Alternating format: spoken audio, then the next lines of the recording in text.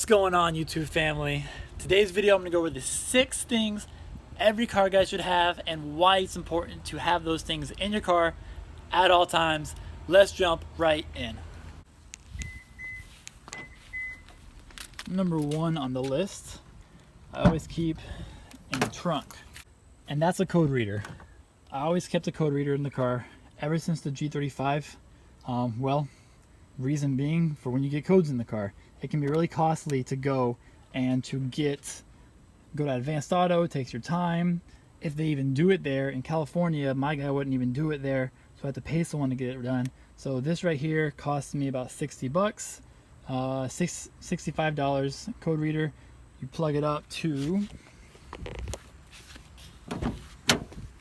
for those of you who don't know where it goes in, all you do is you plug this end up to your OBD2 plug, which it's gonna look something like that right there.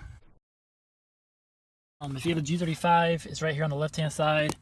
This is the 2011 Subaru WRX, and it's right there. After it's plugged in, it comes on. It'll tell you what codes are wrong with the car. I don't have any codes on my car right now, so I'm good. And from there you can see what they are, and this particular one allows you to erase the codes also.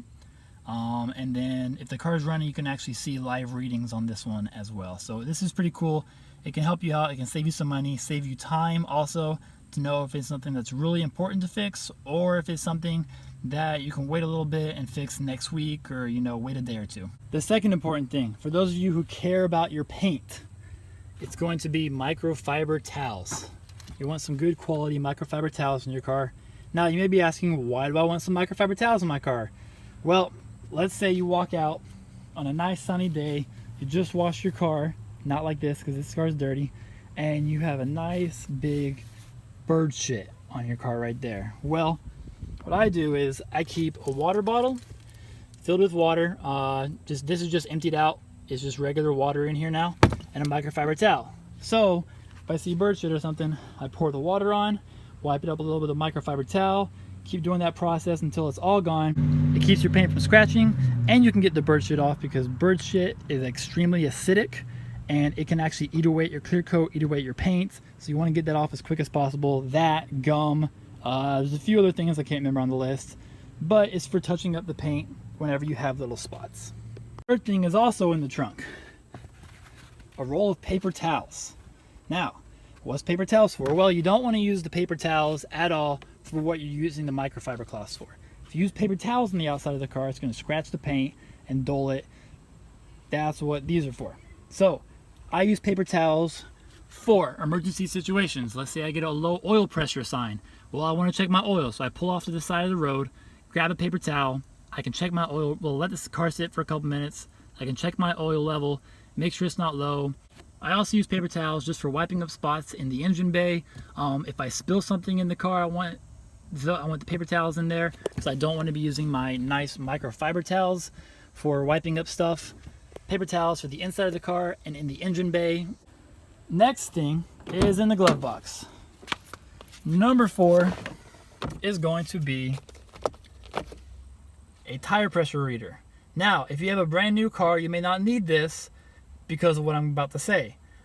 If you get a TPS sensor that comes up on your dashboard, you obviously know that something's wrong with your tires. Now, it can be a number of things that are wrong with your tires. Now, it can be a bad sensor in your tires, or it could just be a flat tire that's running low on air. So I use this to avoid all hazards, to avoid going anywhere. Again, I like to resolve all the problems I can as quickly, as easily, and as cheap as possible. So I keep this in the car, so if I do get a TPS sensor, which is the tire pressure sensor that comes up on your dashboard, looks like a little flat tire, then I use this just to go ahead, pull over the side of the road and see which tire it is that's going flat. Now, if every single tire has good tire pressure, now how you check your tire pressure in your car, on your driver's side door, there's a little sticker. It tells you what every single PSI should be for the front. So on mine, the front should be 33 PSI, on the rear should be 32 PSI for stock readings.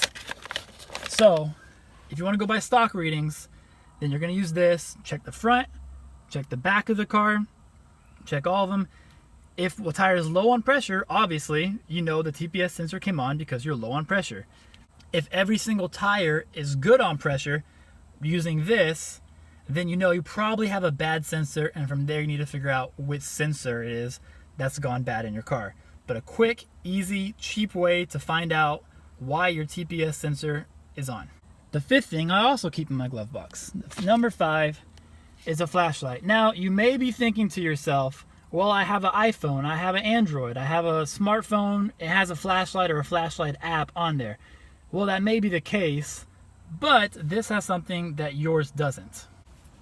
What would you do if your car broke down and you didn't know what was wrong with it? You pop your hood, you want to see what's wrong with it, you pull out a tool from the back of your car to try and fix things. Well, now you don't have enough hands. So what this light has that your phone doesn't have is a magnet. This thing's magnetic, so it gives you freedom to work with your hands in the car wherever you need. Lights are on top, click it, and now we have instant light into here. Now you may have a car that has a light already inside here. That's nice. Well, what if you get a leak or something down here and you can't see it? Again, this thing is magnetic, so I can just throw it down here anywhere that I actually have metal, which I'm not finding a good spot right now. So if I did happen to have a leak in this area, again, it's magnetic, so it's going to help out a lot more than just your phone light on your phone. It frees up your hands, allows you to do more work with the car, and it's a LED, a very, very bright LED light. So it shines really, really good at nighttime. Last but certainly not least is basic tools. All right, now I have this in my car a lot of the times. This is a tool set from Black & Decker. It has pretty much anything and everything I would need to do a quick job on the side of the road in case something happens, so I can get the car up and running and at least get it back to my house.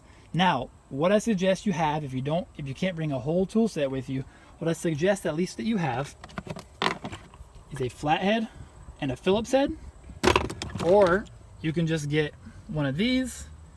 This allows you to insert whatever type of head you actually want into it.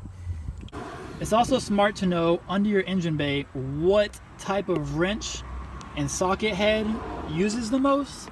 So a lot of Japanese cars use between 8 and 12.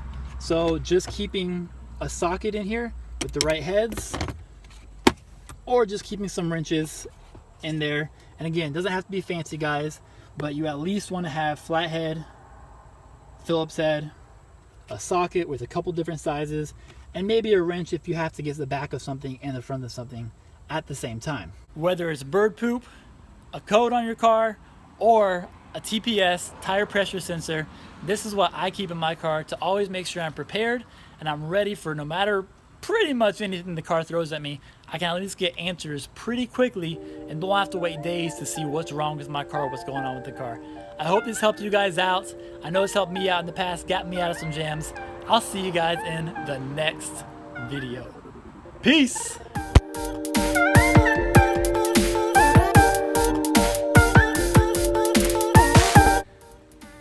Damn. Look at that thing. Look at this jet tag. That thing's nice.